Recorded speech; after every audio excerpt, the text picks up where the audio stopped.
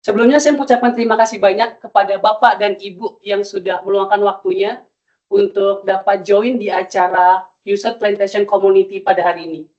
Nah, ini merupakan acara perdana kita untuk webinar di Plantation User Community kita. Hari ini kita akan membawakan topik yang utama perdana pada hari ini, yaitu identifikasi kesehatan tanaman berbasis teknologi geospasial dan AI. Nah, ini bertujuan untuk mengoptimalkan produktivitas dengan mendeteksi dini kesehatan tanaman. Di sini telah hadir narasumber kita, yaitu ada Bapak Badi dan Bapak Aji. Selamat pagi, Pak Badi. Pagi, Mas Yan. Selamat pagi, Mas Aji. Pagi, Mas Yan. Terima kasih, Pak, sudah hadir di kantor kita di Esri Indonesia.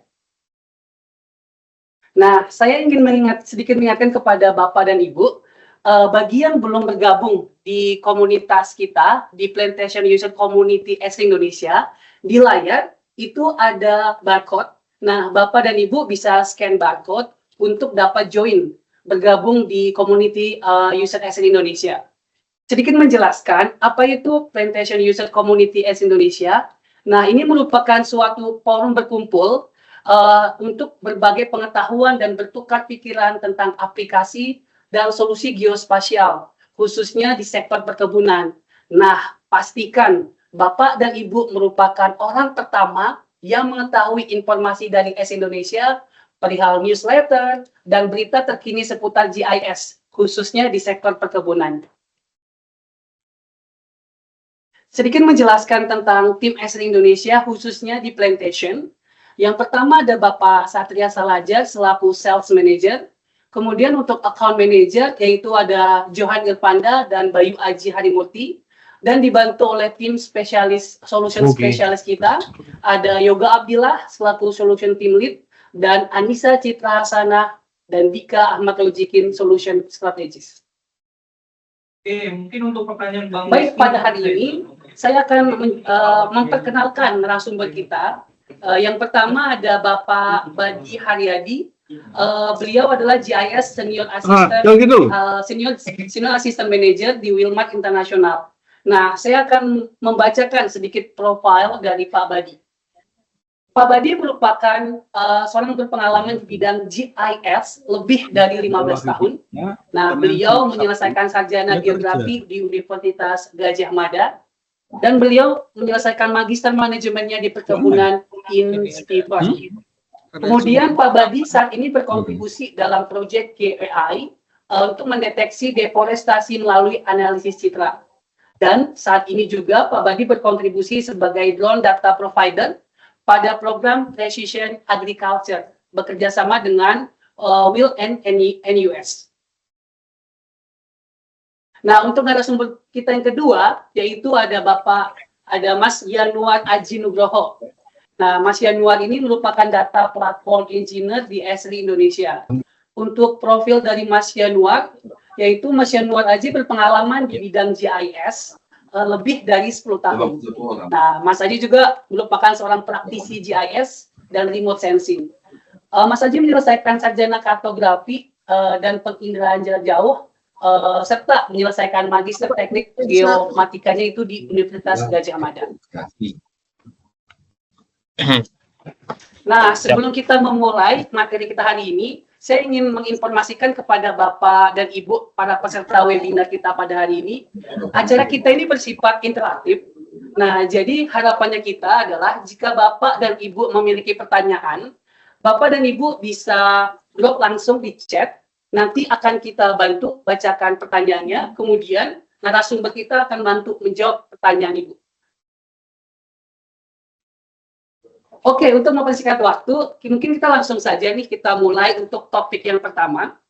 Oke, topik yang pertama itu pertanyaannya adalah, apa sih pentingnya kesehatan tanaman untuk perkebunan kelapa sawit?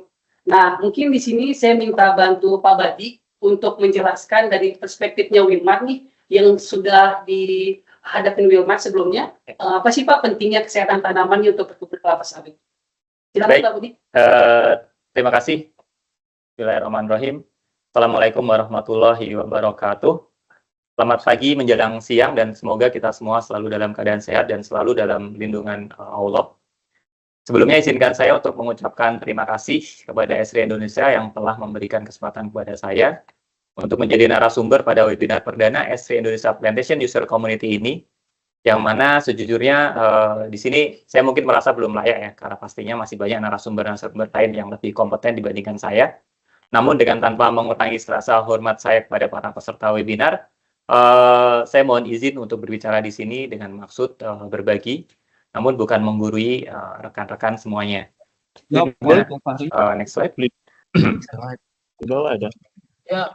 Sebelum menjawab pertanyaan dari Pak Johan tentang pentingnya kesehatan tanaman di Wilmar, di sini sedikit saya ingin menyampaikan dan memberikan informasi tentang Wilmar International Limited, tempat di mana saat ini saya bekerja, khususnya bagi yang belum mengenal Wilmar sebelumnya. Wilmar merupakan perusahaan agribisnis terkemuka di Asia dan Afrika yang memiliki manufaktur di lebih dari 20 negara di Asia dan Afrika. Kemudian berdasarkan daftar tahunan yang diterbitkan oleh majalah Fortune, Wilmar masuk ke dalam daftar 500 perusahaan yang berpengaruh secara global dan berada di peringkat 174 di tahun 2023. Wilmar juga mempunyai posisi sebagai pemimpin global dalam pemrosesan dan perdagangan minyak nabati. Kemudian memiliki bisnis pabrik oleokimia, lemak khusus, dan juga biodiesel sawit terbesar di dunia. Kemudian menjadi salah satu pemilik perkebunan kelapa sawit terbesar di dunia. Dan juga memiliki lini bisnis penghancur biji minyak dan penggilingan beras dan tepung terkemuka di Asia. Juga mempunyai posisi sebagai pemimpin global dalam minyak kemasan konsumen, produsen utama tepung, dan beras kemasan konsumen. Wilmar juga menjadi pemilik bisnis gula terintegrasi dengan global footprint dan juga sebagai refiner terkemuka di Australia, Selandia Baru, Maroko, dan India. Juga memiliki lini bisnis armada kapal curah cair dan kering untuk mendukung bisnis. Next slide. Nah, berikut sedikit produk yang diproduksi oleh Wilmar, yang ternyata adalah produk minyak goreng, tepung terigu, kemudian ada olive oil, ada margarin, gula, sabun, berat, dan masih banyak lagi yang tidak saya sebutkan seluruhnya di website ini. Next slide. Menjawab pertanyaan dari Mas Johan sebelumnya ya, mengapa mengupayakan agar tanaman kelapa sawit dalam kondisi sehat itu penting?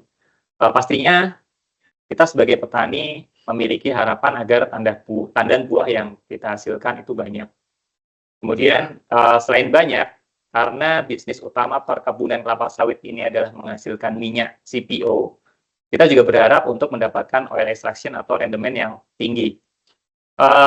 Di bagian sebelah kanan sedikit informasi terkait dengan produktivitas kelapa sawit dibandingkan jenis tanaman penghasil minyak nabati lainnya, bahwa grafik yang warna oranye itu menunjukkan bahwa minyak kelapa sawit merupakan tanaman dengan produktivitas tertinggi, dibuktikan dengan luas areanya yang paling kecil dibandingkan dengan luas area tanaman yang lain, namun mempunyai produktivitas yang paling tinggi. Namun, meskipun telah menjadi tanaman dengan produktivitas tertinggi, berdasarkan penelitian, produksi kelapa sawit yang diusahakan saat ini masih belum mencapai hasil potensialnya. Sehingga dapat diartikan bahwa masih ada potensi untuk menaikkan produktivitas kelapa sawit ini. Salah satunya adalah dengan menjalankan GMP atau Good Management Practices. Nah, untuk selanjutnya saya rasa Mas Aji dari Esri Indonesia dapat memberikan insight atau ide-ide atau masukan atau solusi terkait dengan upaya yang dapat dilakukan untuk membantu perkebunan kelapa sawit agar dapat menaikkan produktivitas kelapa sawit ini. Terima kasih. Demikian saya kembalikan kepada Mas Johan. Ya, terima kasih banyak Pak Badi. Pak Badi sudah menjelaskan tentang pentingnya kesehatan tanaman ya Pak untuk perkebunan kelapa sawit yang sudah langsung dirasakan oleh Wilmar International ya Pak. Nah, kemudian saya bertanya ke Mas Badi ini Mas, boleh bantu dijelaskan Mas dari perspektifnya Esri ini betapa pentingnya kesehatan tanaman untuk perkebunan kelapa sawit. Jadi apa yang bisa dibantu dari Esri Indonesia? Silakan, boleh dibantu Mas. Baik Mas Johan, terima kasih sebelumnya. Selamat pagi menjelang siang kepada Pak Badi dan Mas Johan. Assalamualaikum warahmatullahi wabarakatuh. Selamat bergabung juga kepada Bapak Ibu peserta webinar pada kesempatan hari ini.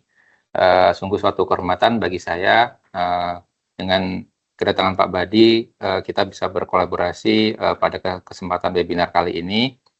Mungkin sebelum menjawab pertanyaan dari Mas Johan mengenai pentingnya kesehatan tanaman. Terlebih dahulu, saya ingin meneruskan informasi yang sudah disampaikan Pak Badi sebelumnya mengenai besarnya potensi yang dimiliki oleh kelapa sawit, namun saat ini dari upaya yang dilakukan belum mencapai hasil yang atau potensial sebenarnya. Berikut adalah sebuah contoh sistem informasi berbasis GIS yang menggambarkan adanya dinamika hasil panen yang bervariasi di suatu estate, tampak adanya variasi warna merah terang sampai warna gelap di masing-masing blok. Merah terang menunjukkan adanya produktivitas yang tinggi dan merah gelap menunjukkan produktivitas yang rendah. Di sini cukup menarik untuk kita pelajari lebih lanjut, mengingat areanya cukup terbatas, kondisi geografisnya relatif sama, topografinya sama, mungkin tanah jenisnya sama, jenis varietas bibit maupun umur juga relatif sama, namun terlihat adanya perbedaan hasil panen pada area kebun ini. Apakah hal ini dikontrol oleh perbedaan kesehatan tanaman? Hal ini akan coba kita ulas lebih lanjut pada kesempatan webinar kali ini. Next.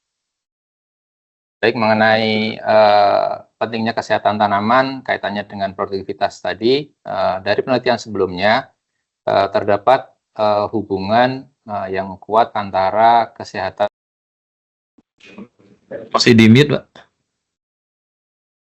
Suaranya hilang, Mas. Halo? Oke.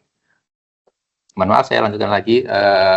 Jadi kaitannya antara produktivitas dan kesehatan ini berhubungan dengan proses fotosintesis, di mana proses fotosintesis ini juga berkaitan dengan kandungan zat hijau dan pada suatu tanaman. Semakin sehat suatu tanaman, maka kandungan zat hijaunya semakin banyak, dan begitu pula sebaliknya. Artinya semakin sehat tanaman, maka potensi untuk menghasilkan buah itu semakin tinggi dibanding tanaman yang tidak sehat. Selain berpengaruh terhadap kehijauan daun, tanaman yang mengalami masalah kesehatan itu juga akan berpengaruh ke kondisi biofisik, contohnya seperti ukuran kanopi, terus berpengaruh juga ke kerapatan dan parameter biofisik lainnya. Demikian Mas Johan, saya kembalikan lagi. Terima kasih. Oke, terima kasih Mas Aji untuk penjelasannya ya tentang pentingnya kesehatan tanaman di kelapa sawit. Mungkin saya akan masukin ke pertanyaan selanjutnya nih. Nah, pertanyaan selanjutnya ini tentang tantangan nih yang dihadapin Wilmar. Nah, ini saya minta bantu ke Pak Badi ya Pak untuk pertanyaan ini. Nah, apa sih tantangan yang dihadapin Wilmar Pak Badi saat ini dalam melakukan identifikasi kesehatan tanaman? Ya, baik. Terima kasih atas pertanyaannya. Baik sekali.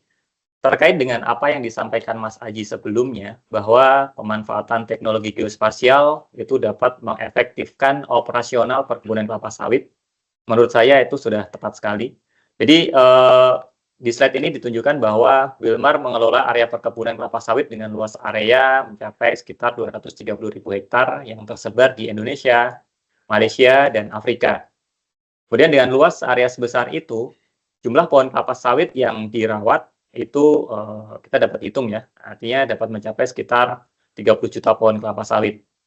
Nah, kemudian variasi kondisi lingkungan juga menjadi tantangan kami sendiri, seperti adanya perbedaan jenis tanah dan juga perbedaan dari topografi. Oleh karena itu, itulah yang menjadi tantangan yang kami hadapi dalam melakukan identifikasi kesehatan tanaman, yaitu adalah kaitannya dengan luasnya area yang kami kelola, kemudian kondisi lingkungan yang bervariasi, dan kemudian banyaknya jumlah pohon kelapa sawit yang kami rawat. Dengan tantangan itu, maka pengelolaan perkebunan kelapa sawit berbasiskan sistem informasi geografis atau SIG itu akan menjadi hal yang penting agar pengelolaan perkebunan dapat berjalan secara efektif dan efisien. Nah, selanjutnya mungkin Mas Aji dapat memberikan contoh-contoh sistem informasi atau aplikasi yang dapat atau bisa diterapkan untuk membantu operasional perkebunan kelapa sawit, terutama untuk analisis kesehatan tanaman. Demikian Mas Johan, saya kembalikan. Siap Pak Badi, terima kasih banyak Pak Badi untuk penjelasannya dari perspektif Wilmar.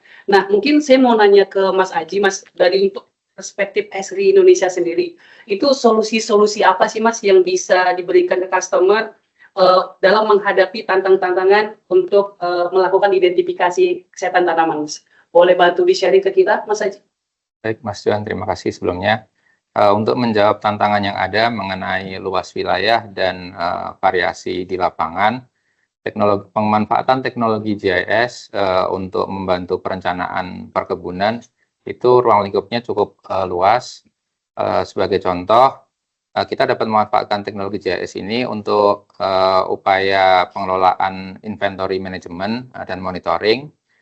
Selain itu juga sangat memungkinkan untuk melakukan intelligent weather forecasting, aset monitoring, selain itu juga analisis kesehatan tanaman yang akan kita ulas lebih dalam di webinar kali ini, analisis blind spot, kemudian deteksi kematangan buah, deteksi serangan hama, monitoring hotspot, dan masih banyak aplikasi terapan lainnya, di mana pada prinsipnya semua fenomena geospasial ini kita bisa olah, kita bisa amati, dan kita bisa teliti menggunakan GIS tool ini.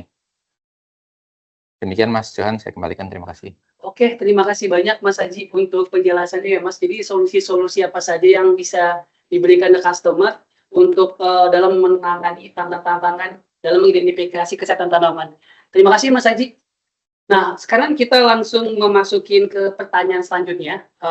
Tetapi sebelum memasuki pertanyaan selanjutnya, nah jika dari Bapak dan Ibu memiliki pertanyaan dari penjelasan yang sudah dijelaskan tadi di pertanyaan pertama dan kedua, itu bisa langsung di-drop di chat, karena kita komunikasi dua arah, jadi jika ada pertanyaan kita akan bantu untuk menjawabnya dari narasumber. Oke, langsung saja untuk pertanyaan kita yang ketiga, terkait cara mengidentifikasi kesehatan tanaman. Nah, ini bagaimana sih common workflow-nya dalam identifikasi kesehatan tanaman? Mungkin untuk pertanyaan ini saya minta bantu Mas Aji dulu untuk menjelaskan kira-kira seperti apa, Mas. Baik, Mas Johan, terima kasih untuk pertanyaannya. Berbicara mengenai workflow, secara umum terdapat dua workflow yang bisa kita gunakan untuk melakukan identifikasi kesehatan tanaman pada suatu kebun. Metode pertama adalah site-based assessment, metode kedua adalah remote sensing assessment ataupun metode. Metode pertama mengharuskan kita untuk datang ke lapangan untuk melakukan sensus, sampling maupun observasi tergantung dari objektif yang kita ingin dapatkan. Dari kegiatan lapangan ini kita berusaha untuk mengambil suatu sampel dari pohon atau tanaman yang mengalami gejala penyakit. Kita akan lakukan analisis di laboratorium sehingga hasilnya bersifat akurat dan objektif. Satu lagi, kita juga bisa melakukan pengukuran di lapangan menggunakan alat bantu seperti tampak di gambar, itu penggunaan spektrofotometer lapangan, di mana kita bisa memotret adanya variasi spektral yang menunjukkan mana yang tanaman sakit, mana yang tanaman sehat. Metode kedua adalah metode remote sensing, di mana dari data remote sensing atau data tampak dari atas, tanaman-tanaman yang sakit dan tanaman yang sehat, itu dapat dibedakan menggunakan pendekatan visual, menggunakan unsur interpretasi seperti warna, rona, ukuran, bentuk, dan berbagai macam unsur lainnya. Tampak adanya contoh bentuk fisik tanaman yang mati, yang sehat, yang mendekati penyakit tadi, itu ciri-cirinya cukup berbeda. Bahkan juga untuk melakukan pendekatan secara spektral ini juga memungkinkan tanaman yang sehat dan tanaman yang sakit memiliki ciri-ciri spektral yang berbeda, seperti tampak di sebelah kiri spectral signature. Kita bisa mengadopsi pendekatan ini untuk melakukan pengolahan lebih lanjut, berbasis pixel base untuk melakukan klasifikasi, baik menggunakan metode deep learning maupun machine learning, sehingga kita bisa mendapatkan di mana saja terjadinya masalah kesehatan tanaman tadi. Mungkin dari Pak Badi bisa memberikan informasi kendala atau penyakit apa yang umum terjadi di area perkebunan Wilmar. Oke, terima kasih banyak Mas Aji untuk penjelasannya. Pak Budi boleh dibantu Pak untuk workflow dalam identifikasi kesehatan tanaman di Wilmar seperti apa, Pak Budi? Ya, baik. Terima kasih atas pertanyaannya. Baik sekali pertanyaannya. Tadi Mas Aji sudah sampaikan beberapa cara dalam mengidentifikasi tanaman ya. Di antaranya adalah metode survei atau sensus atau site-based assessment tadi. Kemudian juga dilanjutkan dengan analisis di laboratorium. Dan juga menggunakan metode penginderaan jauh atau remote sensing. Nah, metode-metode tersebut dapat menjadi alternatif cara yang cepat dan akurat dalam identifikasi kesehatan tanaman. Sehingga di sini untuk melengkapi informasi dari Mas Aji, saya ingin sedikit menunjukkan apa yang kami kerjakan untuk memastikan bahwa tanaman kelapa sawit yang kami rawat itu dalam kondisi sehat. Dimulai dari saat tanaman masih di pembibitan, identifikasi kesehatan tanaman dilakukan dengan metode sensus atau pengecekan langsung di lapangan. Kami mengedepankan upaya pencegahan atau prinsip profilaktik agar serangan hama dan penyakit tanaman itu dapat ditekan. Sedangkan untuk tanaman yang memasuki usia TBM atau tanaman belum menghasilkan dan tanaman menghasilkan atau TM, kami cenderung menerapkan metode pengendalian hama terpadu. Seperti contohnya adalah untuk mengendalikan serangan hama pemakan daun, kemudian serangan oriktes atau kumbang badak, kemudian serangan rayap, dan juga serangan ganoderma. Nah, untuk mengidentifikasi serangan-serangan hama dan penyakit tanaman tersebut, kami juga menerapkan metode sensus. Nah, sedangkan untuk menilai kesuburan tanaman atau mengetahui status kecukupan dari hara dari tanaman tersebut, kami lakukan metode leaf sampling, yaitu pengambilan sampel daun yang kami lanjutkan dengan analisis di laboratorium. Oke, next slide-nya. Nah, slide ini menunjukkan salah satu upaya kami dalam lakukan pengendalian serangan hama dan penyakit tanaman, khususnya di area nursery, yaitu kami memanfaatkan drone untuk melakukan tindakan profilaktik atau pencegahan dengan melakukan penyemprotan secara rutin menggunakan pestisida ataupun fungisida. Demikian yang saya bisa sampaikan, Mas Johan. Saya kembalikan kepada Mbak Moderator. Siap, terima kasih banyak Pak Badi sudah sharing ke kita nih untuk workflow identifikasi kesehatan tanaman yang sudah direalisasikan di Wilmar Plantation ya Pak. Yes. Terima kasih Pak. Mungkin kita lanjut langsung ke pertanyaan selanjutnya nih. Nah, ini saya mau minta bantu ke Pak Badi dulu nih Pak. Nah, kira-kira nih bagaimana nih Pak pemanfaatan geospasial untuk identifikasi kesehatan tanaman yang sudah diterapkan saat ini di Wilmar International? Baik. Terima kasih atas pertanyaannya. Mungkin sedikit meluas dari pertanyaannya, slide yang saya tampilkan ya, yaitu tentang apa saja yang Departemen GIS lakukan untuk mendukung kegiatan operasional perkebunan kelapa sawit Wilmar. Jadi di sini saya coba kelompokkan ke dalam 4 kelompok kegiatan, yaitu pekerjaan geospatial data collecting, yang di dalamnya terdapat kegiatan survei dan juga digitasi data. Kemudian kegiatan geospasial analisis, yang kegiatan utamanya adalah kegiatan-kegiatan analitis tematik. Kemudian juga ada pemanfaatan artificial intelligence, yang kegiatan utamanya adalah menggunakan bantuan teknologi kecerdasan buatan untuk membantu kami mengumpulkan data secara cepat untuk skop yang luas. Kemudian pembuatan information system atau sistem informasi, yang di dalamnya adalah menyajikan data dalam bentuk sistem informasi digital. Cukup banyak ya tadi bagian-bagiannya di situ, mungkin bisa peserta webinar baca sendiri. Nah, sedangkan untuk menjawab pertanyaan Pak Johan, penerapan sistem informasi geografis di Wilmar untuk mengidentifikasi kesehatan tanaman, kami masih sebatas untuk penyajian data dalam bentuk peta utamanya ya. Seperti contohnya adalah peta sebaran tingkat serangan hama dan penyakit tanaman, kemudian pembuatan peta tanah, peta kecukupan nutrisi, dan sebagainya. Kemudian untuk penggunaan kecerdasan buatan atau AI, itu kami mulai untuk gunakan untuk mengidentifikasi kesehatan tanaman, namun masih dalam tahap penelitian atau riset dan belum diimplementasikan untuk skala luas. Jadi kuncinya adalah di sini bahwa untuk memanfaatkan kecerdasan buatan ini adalah kita memerlukan adanya riset. Tidak bisa langsung serta-merta kita mendapatkan misalnya nilai NDVI atau nilai indeks vegetasi, kemudian kita tahu bahwa tanaman itu mengalami sesuatu. Itu harus kita mempunyai ground truth atau pembuktiannya. Nah, next slide-nya. Di sini saya coba berikan contoh penerapan platform ArcGIS Enterprise yang kami manfaatkan untuk membantu kegiatan sensus kesehatan tanaman, yaitu dengan menggunakan aplikasi ArcGIS Survey 123.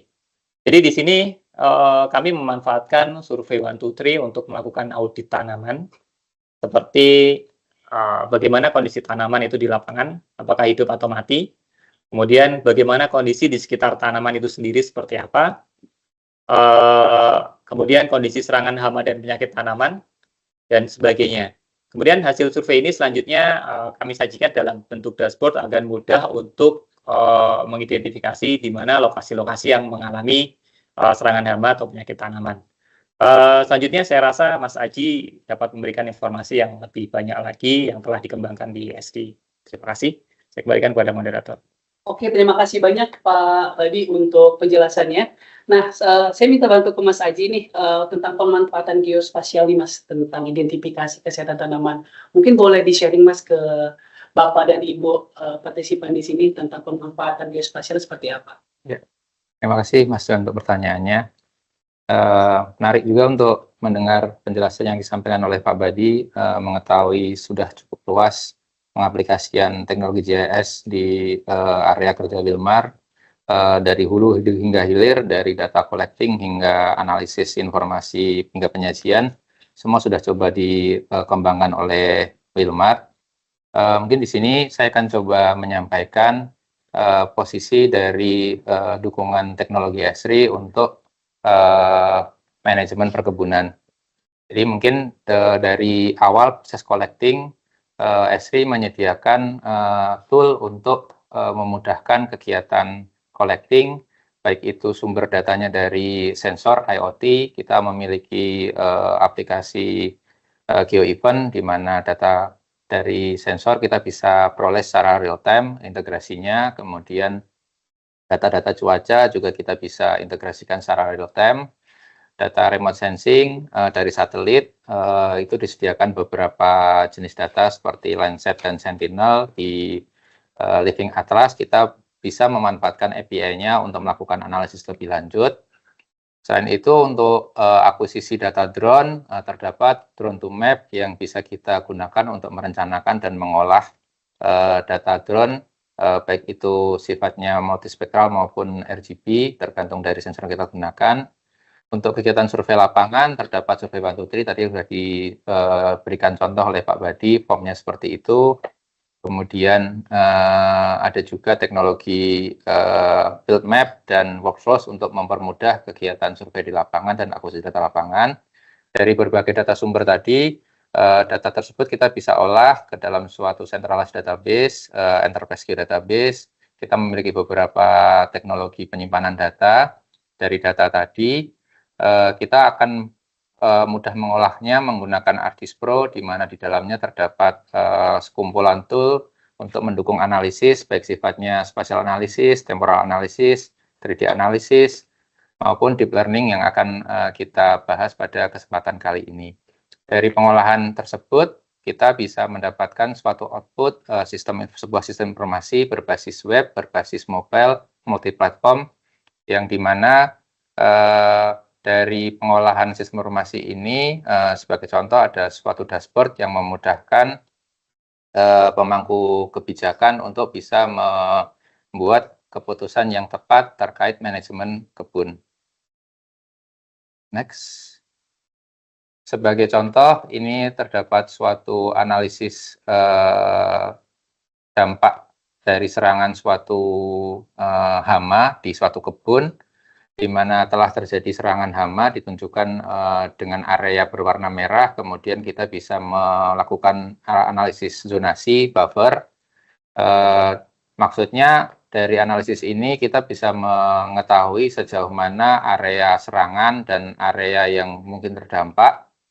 Kemudian dari fenomena ini kita bisa melakukan pengambilan keputusan, area tersebut harus kita kelola, harus kita rawat, sehingga harapannya ada perubahan kondisi di lapangan yang awalnya bermasalah, sakit, menjadi sehat, ditunjukkan dengan awalnya warna merah, kemudian berubah secara gradual menjadi warna terang, artinya telah terjadi perubahan. Selain itu, data dalam bentuk grafik juga kita bisa visualisasikan menjadi beberapa infografis yang saling terkait satu sama lain dan sifatnya interaktif seperti tampak di layar Bapak Ibu sekalian. Demikian Mas Johan, terima kasih, saya kembalikan lagi. Siap Mas Haji, terima kasih banyak Mas Haji sudah membantu menjelaskan tentang penerapan teknologi geospasial ya Mas untuk analisis kesehatan tanaman. Terima kasih banyak Mas Haji. Mungkin kita memasuki ke pertanyaan selanjutnya.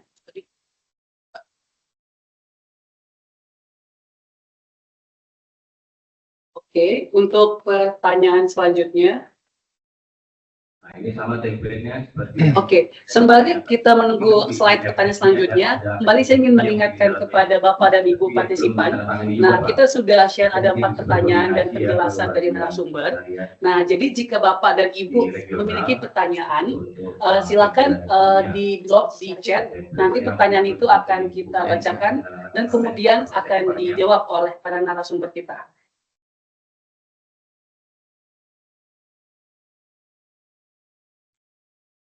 Oke, kita masuki ke pertanyaan selanjutnya, yaitu pertanyaan kelima. Nah, mungkin saya akan sedikit menanyakan, nah saat ini kan perkembangan AI itu sudah sangat pesat ya, Pak Badi dan Mas Aji. Nah, mungkin saya mau nanya ke Mas Aji dulu nih, Mas. Nah, karena perkembangan AI yang sudah sangat cepat, kira-kira nih Mas, potensi apa saja nih yang dapat ditingkatkan, khususnya dalam identifikasi tanaman, Mas? Baik, Mas Johan.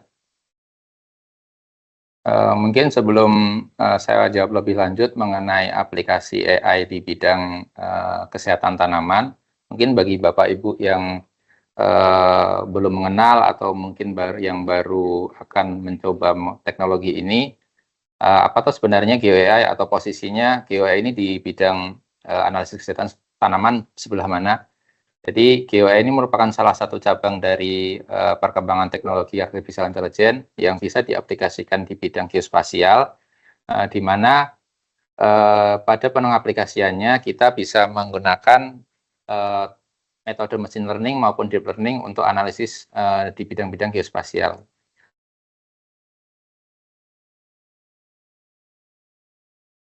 Berikut adalah gambaran dari workflow yang saat ini sedang dikembangkan oleh tim SD Indonesia terkait pemanfaatan GeoAI untuk mendukung identifikasi kesehatan tanaman, di mana kami coba mengembangkan teknologi GeoAI berbasis computer vision untuk membantu dalam mendeteksi kesehatan tanaman. Kami membuat 2 pendekatan, yang pertama quick assessment workflow, yang kedua deep assessment. Antara quick assessment dan deep assessment ini saling berkesinambungan. Dimulai dari quick assessment, kita coba melakukan ekstraksi dari data satelit, contohnya seperti tadi Landsat, Sentinel, ataupun sensor yang lain. Dari data satelit ini, multispektral ini, kita bisa melakukan analisis indeks vegetasi secara multitemporal atau spatiotemporal. Kita bisa melakukan analisis tren, kira-kira apakah terjadi anomali dari indeks vegetasi tadi. Apabila ditemukan anomali dari tren analisis, kita bisa memiliki justifikasi untuk mengkaji lebih dalam kira-kira anomali terjadi karena apa, apakah karena kesehatan tanaman atau karena penyebab yang lainnya, sehingga kita punya area yang lebih spesifik untuk melakukan deep assessment dengan cara melakukan akuisisi data drone multispektral. Selain itu juga melakukan survei lapangan dengan dukungan mobile GeoAI untuk bisa melakukan ekstraksi penyebab di lapangannya karena apa, apakah karena serangan serangga, apakah karena gangguan tanaman atau yang lainnya. Dari data multispektral digabungkan dengan data lapangan, kita bisa melakukan pengolahan menggunakan deep learning sehingga hasilnya akan lebih dalam lagi, lebih akurat lagi, lebih presisi lagi. Bahkan ke depannya dari workflow ini juga bisa dikembangkan untuk analisis yang sifatnya prediktif. Sebagai contoh dari pengembangan aplikasi tadi atau workflow tadi, dimulai dari analisis anomali gambar sebelah kanan. Kami coba melakukan analisis multitemporal pada suatu area kebun dalam kurun waktu 1 tahun. Setiap bulan kita coba lakukan monitoring indeks vegetasi dan ditemukan adanya anomali ditunjukkan dengan area yang berwarna orange dan merah. Pada area ini kita coba lakukan perekaman menggunakan data drone dan kita lakukan survei lapangan menggunakan mobile GeoAI yang di dalamnya ada model untuk mengenali suatu jenis serangga dan adanya masalah pada daun, sehingga kita bisa mendapatkan analisis berbasis deep learning seperti metode yang dijelaskan sebelumnya tadi. Mungkin dari Pak Badi bisa memberikan informasi gambaran mengenai masalah yang sering terjadi atau sering dialami di perkebunan di area Wilmar. Oke, Mas Haji, terima kasih Mas untuk penjelasannya tentang potensi apa aja nih tadi yang dapat ditingkatkan khususnya dalam identifikasi tanaman ya Mas ya, tentang untuk scan pengembangan AI juga ya Mas. Nah, saya mau minta bantu Pak Badi nih Pak. Nah, Pak Badi boleh nggak Pak di-sharing ke kita nih di Wilmar sendiri yang sering terjadi itu penyakit tanaman itu seperti apa aja ya Pak? Kemudian dampak buruk yang terjadi dari penyakit itu apa aja? Dan Wilmar sendiri bagaimana nih cara mengatasinya seperti itu Pak Badi? Baik, terima kasih atas pertanyaannya. Baik sekali. Tadi Mas Aji sudah menyampaikan tentang penerapan AI ya untuk identifikasi kejahatan tanaman. Di sini saya akan coba memberikan informasi tentang penyakit yang sering terjadi dan paling berdampak buruk di Wilmar dan bagaimana Wilmar mengatasinya.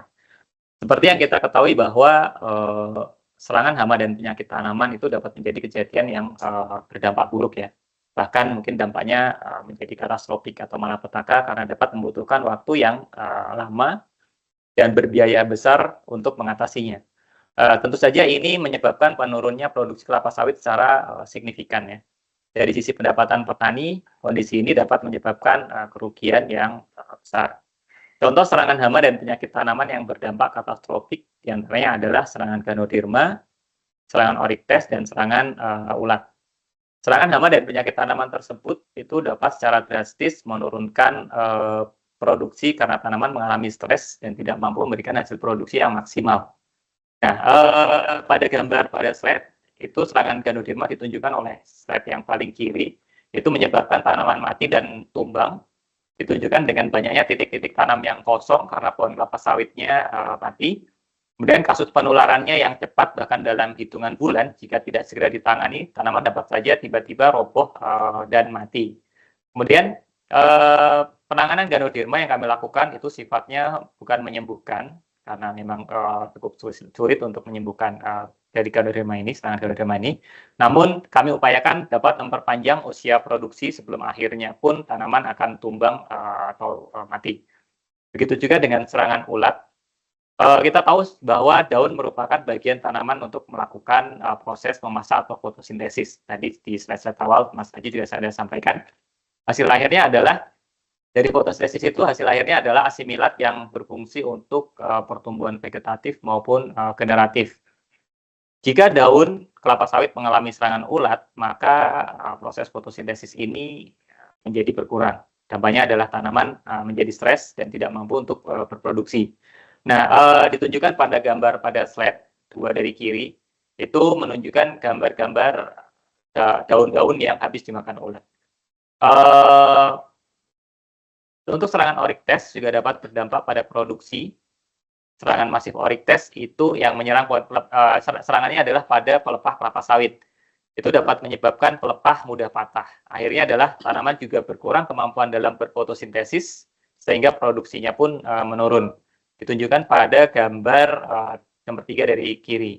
Itu slide yang gambar yang menunjukkan pelepah yang patah karena serangan Oryctes. Kemudian untuk serangan urat api, setelah serangan urat api dan Oryctes itu terkendalikan, masih memerlukan waktu yang cukup lama agar tanaman dapat memberikan hasil yang maksimal kembali.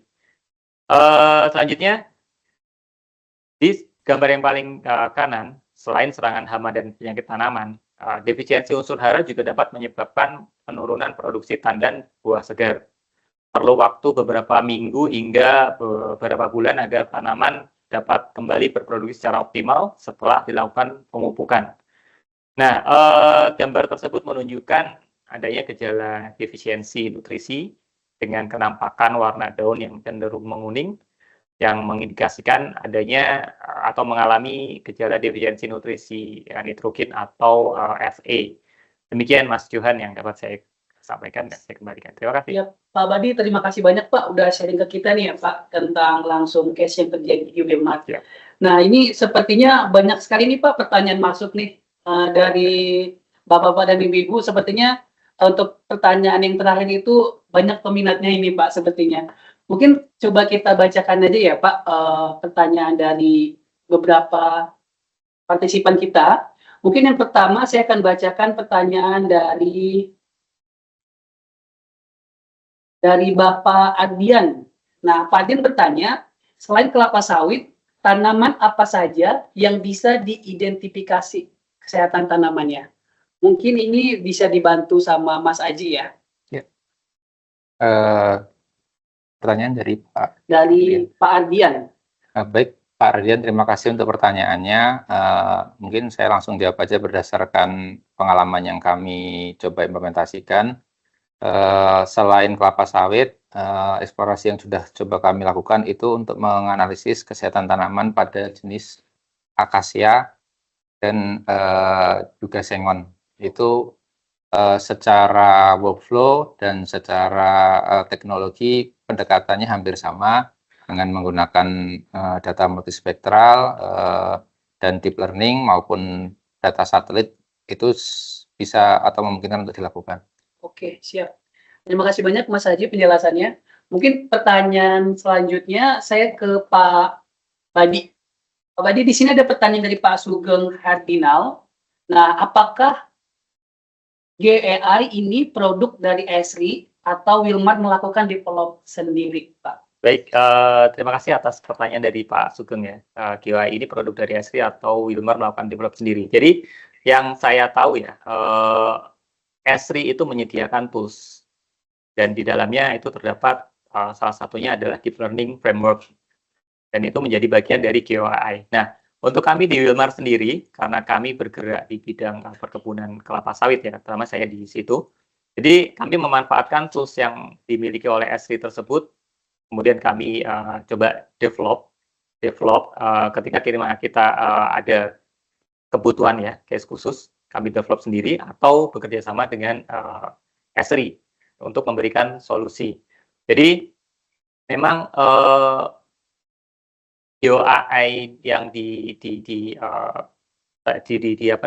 diberikan oleh Esri ini toolsnya itu tuh kita bisa terapkan dalam skop yang luas sekali, tidak hanya di kelapa sawit. Jadi kami ada beberapa yang kami develop sendiri, seperti contohnya untuk deteksi pohon kelapa sawit ya. Kami sudah membuat deteksi automatic oil palm. Nah, itu nanti hasil akhirnya bisa mencapai ke kondisi sehat dan tidak sehat. Dan itu sudah kami implementasi terutama untuk yang automatic detection-nya. Demikian yang dapat saya berikan, Mas Yan. Siap, Pak Badi. Terima kasih banyak Pak Badi untuk penjelasannya. Mungkin untuk pertanyaan selanjutnya akan kita jawab di sesi berikutnya karena kita ada beberapa materi lagi yang akan kita sampaikan. Nah, sekarang kita akan memasuki ke pertanyaan selanjutnya nih Pak Badi, Mas Haji.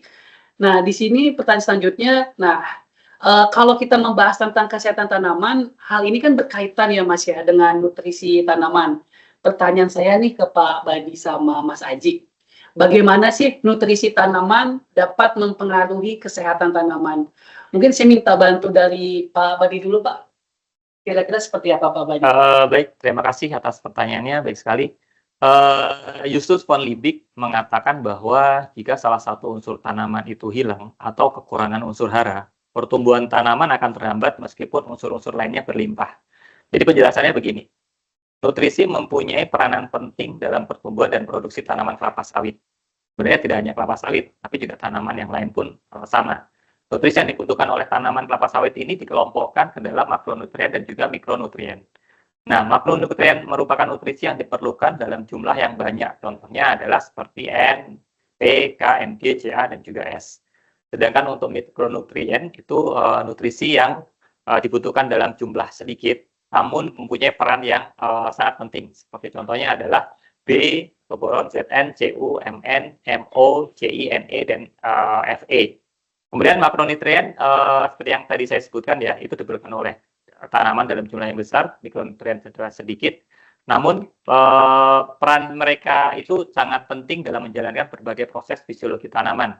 Contohnya adalah pertumbuhan vegetatif, fotosintesis, pertumbuhan generatif, dan juga ketahanan terhadap stres. Pada gambar ini disebutkan bahwa jika ada kekurangan satu saja unsur hara, meskipun unsur hara lainnya berlimpah, itu dapat menyebabkan ketidakseimbangan proses fisiologi tanaman. Seperti contohnya adalah pertumbuhan yang terhambat, daun yang menguning, dan akhirnya produksi rendah atau menurun. Nah, beberapa contoh kondisi kekurangan nutrisi dapat terlihat secara visual, seperti gejala defisiensi N, itu pada daun dapat berwarna kuning ya, pada pelepah tua. Kemudian untuk gejala defisiensi K, itu nampak terjadi bintik-bintik klorosis pada daun pada pelepah tua, dan gejala defisiensi P itu nampak pada pertumbuhan tanaman yang kerdil. Sedangkan untuk Fe itu daun tampak menguning tapi di pelepah-pelepah muda. Kemudian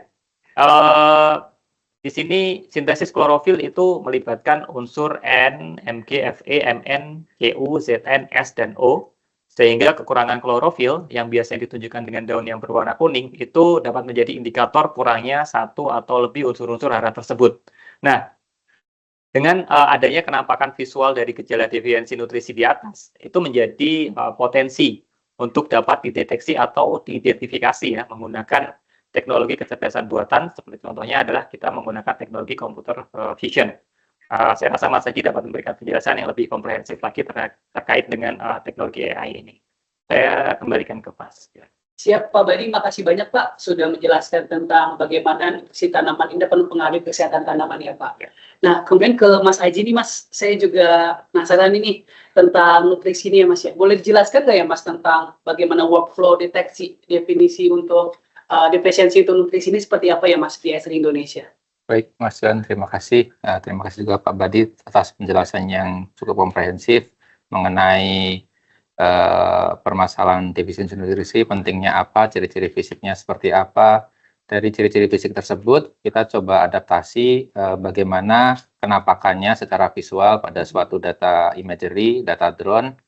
Kita akan coba melakukan ekstraksi dari data drone tersebut. Kita akan melakukan pengolahan, dimulai dari pengolahan data indeks vegetasi dari data multispektral drone, tanpa adanya variasi rona, di mana tanaman yang mengalami defisiensi nutrisi, contohnya di sini tampak adanya suatu warna kehitaman atau rona kehitaman pada ujung tanaman, tadi seperti yang sudah disampaikan Pak Badi, itu mengindikasikan adanya defisiensi nutrisi pada tanaman tersebut. Kita coba bandingkan juga dengan tampilan atau kenampakan RGB. Ternyata tampak adanya warna kekuningan. Di sini kita bisa memiliki keyakinan bahwa pada tanaman yang memiliki ciri-ciri kekuningan pada tampilan RGB dan tanaman yang memiliki rona kehitaman pada indeks vegetasi itu mencirikan tanaman yang mengalami defisiensi nutrisi. Dari proses pelabelan ini kemudian kita masukkan ke dalam proses pembangunan model deep learning dengan parameter yang kita atur, kita sesuaikan, kita dapat memperoleh hasil prediksi di mana saja sebaran tanaman yang sehat dan tanaman yang sakit atau tanaman yang mengalami defisiensi nutrisi, ditunjukkan dengan bounding box atau kotak-kotak yang berwarna merah. Dari hasil ini kita bisa lakukan pengolahan lebih lanjut untuk merekonstruksi geometri dari objek hasil deteksi ini. Dari awalnya kotak atau berubah bounding box menjadi lingkaran sehingga lebih representatif untuk objek kajian kita kelapa sawit. Dari hasil ini kita bisa sajikan menjadi sebuah dashboard sehingga informasinya akan lebih mudah diterima oleh pengguna dan mendukung analisis berlanjut, contohnya untuk analisis produktivitas dan kebutuhan pupuk ke depannya. Sebagai contoh dari hasil workflow tadi, hasil penerapan GWI untuk case defisiensi nutrisi, pada suatu area kebun telah terjadi defisiensi nutrisi unsur Mg, dicirikan dengan pelepah tua yang berwarna kuning pada bagian ujung. Kemudian dari model GWI kita coba prediksi kira-kira ada berapa banyak pohon yang mengalami defisiensi nutrisi Mg dan berapa yang sehat di area kebun ini, sehingga kita memperoleh berapa data populasi tanaman yang sehat dan tanaman sakit per individu pohon ataupun kumulatif ataupun per satuan blok, sehingga kita bisa menentukan kebutuhan pupuk setiap blok seperti apa, kebutuhan total dari satu estate misalkan seperti apa, atau kondisi dari setiap pohon penanganannya seperti apa. Itu sangat mungkin untuk dilakukan. Bahkan kita juga bisa melakukan analisis potensi kerugian pada suatu kebun apabila masalah defisiensi ini tidak ditangani, sehingga kerugian akan diterima oleh perusahaan sebesar apa. Mungkin pendekatan ini sifatnya masih inisial, sangat mungkin untuk ditingkatkan lagi karena di sini kami baru membedakan kelas sehat dan anomali saja. Apabila dibutuhkan untuk analisis lebih detail lagi, seberapa jauh level anomalinya itu juga bisa memungkinkan, tergantung dari support data lapangan dan data pembanding lainnya. Seperti itu Mas Johan, saya kembalikan lagi, terima kasih. Siap, terima kasih Mas Aji untuk penjelasannya tentang workflow deteksi defisiensi nutrisi ya Mas di ASN Indonesia. Terima kasih banyak. Mungkin kita masuki langsung ke pertanyaan terakhir ini, materi kita Pak. Nah ini saya minta bantu ke Pak Badi ya Pak Badi. Nah, di sini pertanyaannya, bagaimana progresnya Wilmar sekarang nih dengan penerapan teknologi GIS, dan apa sih manfaat yang dirasakan serta planning Wilmar ke depannya seperti apa, Pak Badi? Ya. Baik, terima kasih. Jadi, saya akan tunjukkan dengan video ya. Pada slide ini menunjukkan bagaimana kami memanfaatkan ArcGIS Enterprise ya, ArcGIS Enterprise. Kemudian penggunaan AI machine learning untuk mendeteksi perubahan hutan atau vegetasi menjadi area terbuka secara otomatis, yaitu dengan memanfaatkan data citra satelit secara time series. Nah, dengan tools atau aplikasi ini kami dapat mengetahui supplier mana yang melakukan deforestasi, dan selanjutnya akan ditindaklanjuti oleh tim sustainability untuk melakukan verifikasi terhadap kondisi tersebut. Nah, selain itu, dalam video ini juga ditunjukkan pemanfaatan platform ArcGIS Enterprise untuk membangun dashboard sebaran konsesi perkebunan kelapa sawit yang menjadi supplier TPS maupun CPO ke pabrik kelapa sawit milik Wilmar. Kemudian data atau informasi ini nantinya akan dapat digunakan untuk mengetahui kemampu telusuran atau traceability dari mana keadaan buah segar itu dihasilkan. Nah, next slide-nya. Terkait dengan pertanyaan tentang Wilmar GIS Planning dan Roadmap, tentu saja kami mempunyai planning dan roadmap ke depannya yang mengacu pada program Precision Agriculture ya, dengan tetap memperhatikan 3P, 3P, Planet, People, and Profit dalam penentuan kebijakan. Kemudian dengan memanfaatkan teknologi dan mekanisasi sebagai alternatif solusi ketersediaan tenaga kerja beberapa tahun lagi. Kemudian pastinya dengan tetap memperhatikan dari efektivitas, kemudian keamanan dan juga efisiensi. Nah, kami juga menerapkan teknologi yang ramah lingkungan dan pemanfaatan teknologi sistem informasi yang andal dan akurat untuk memastikan bahwa rupiah yang kami keluarkan itu mempunyai dampak positif terhadap peningkatan produksi dan upaya mendukung upaya menjaga sustainability. Demikian Mas Johan, demikian saya kembalikan ke Mas Johan. Terima kasih. Terima kasih banyak Pak Badi udah sharing yang sudah terimplementasi di Wilmar ya Pak. Terima kasih banyak Pak. Nah, sekarang kita memasuki ke sesi selanjutnya, yaitu sesi Q&A. Wah, sepertinya ini banyak sekali nih Pak, pertanyaan yang masuk di chat box nih. Nah, ini sekedar menginformasikan Bapak dan Ibu yang berada berpartisipasi hari ini, pertanyaannya hari ini banyak sekali masuk, tapi jangan khawatir, seandainya waktunya tidak dapat hari ini terjawab, kita dari S Indonesia akan bantu menjawab langsung pertanyaan Ibu. Bapak dan Ibu bisa kita kontak langsung by email atau kita langsung kontak by phone untuk semua pertanyaan Bapak dan Ibu.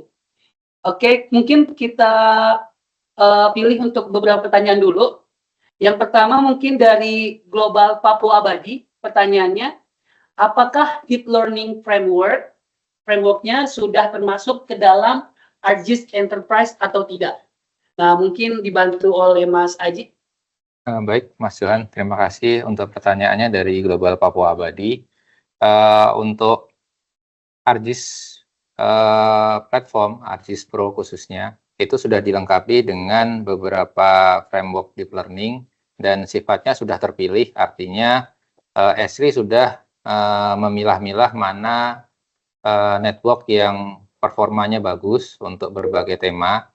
Namun demikian, tidak menutup kemungkinan apabila kita ingin melakukan kustomisasi framework deep learning di luar apa yang sudah disediakan oleh Esri, itu juga bisa kita tambahkan dengan proses scripting. Namun untuk penggunaan yang sifatnya bisa difasilitasi oleh framework yang ada, itu sifatnya cukup mudah.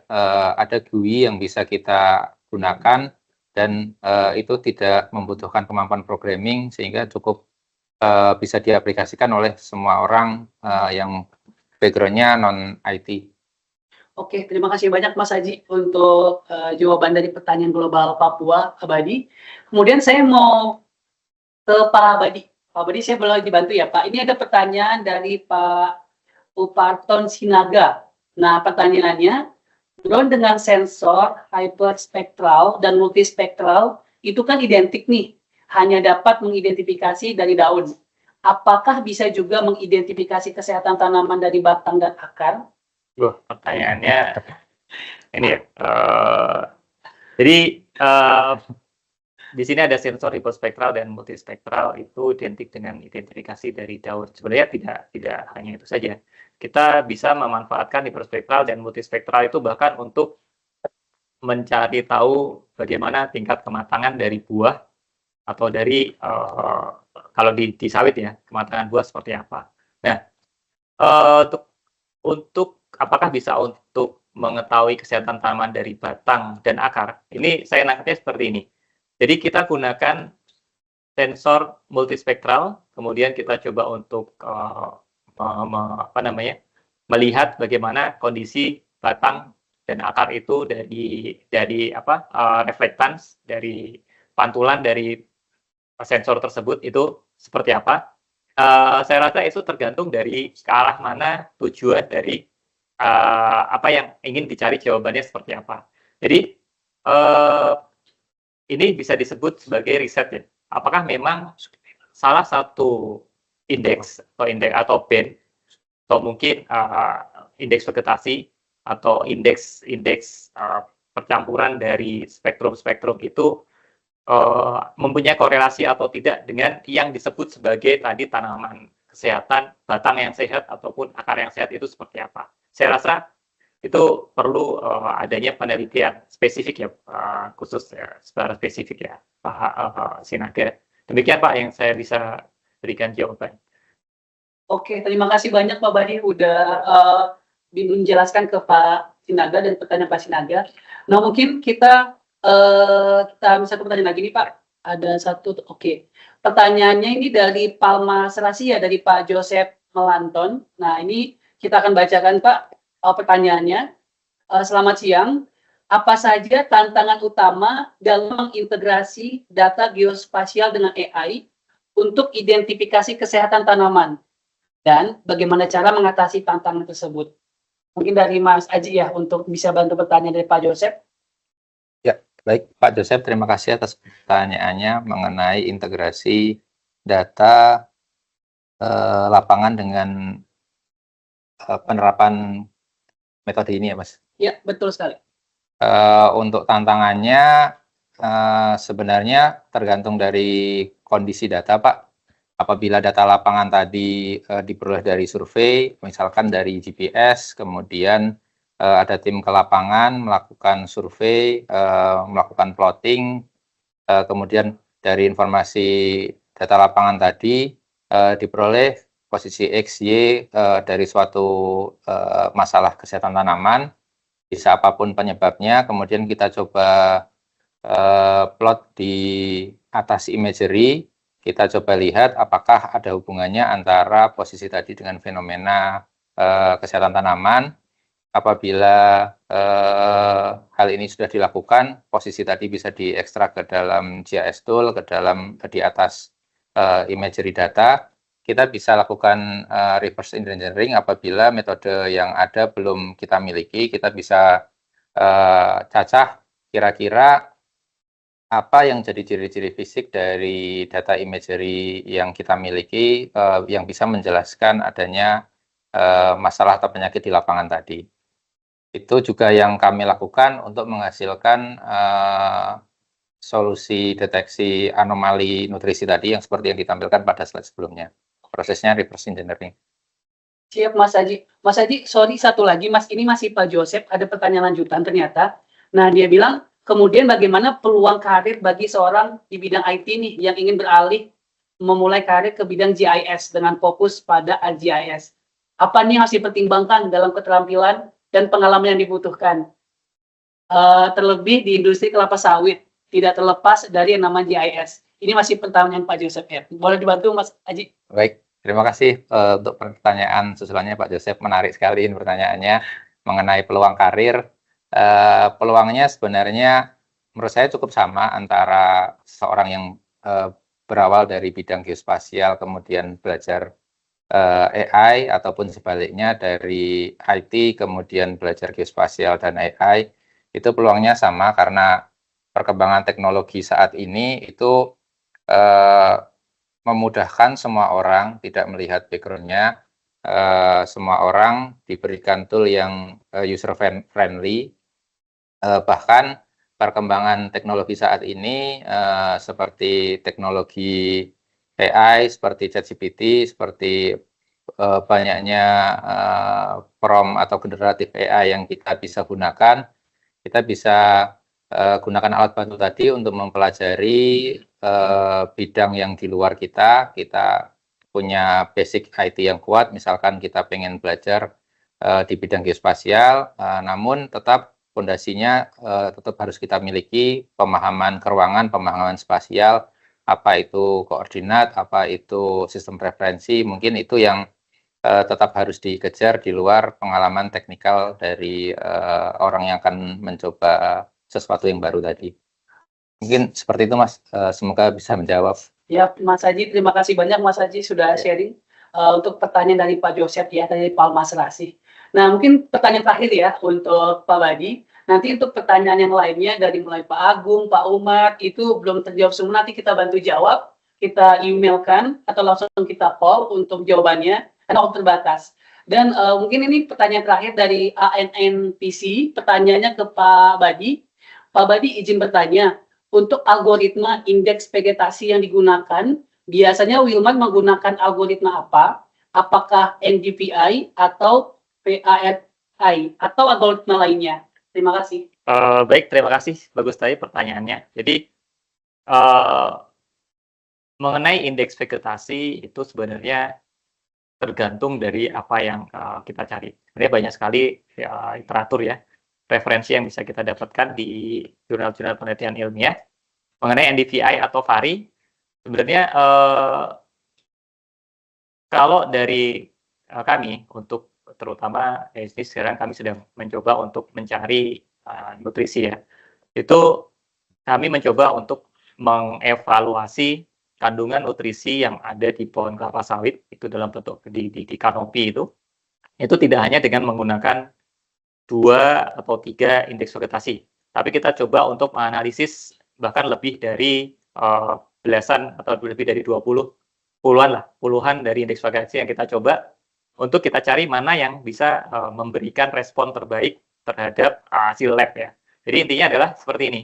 Kita mencoba untuk mengkorelasikan atau mencari hubungan atau mencari keterkaitan yang erat antara hasil laboratorium dengan nilai dari indeks vegetasi itu mana yang bisa menunjukkan yang terkuat. Jadi bisa saja NDVI itu tidak menunjukkan yang terbaik, tapi bisa jadi menggunakan CCCI. Jadi ini saya spill ya sedikit ya. Ternyata kami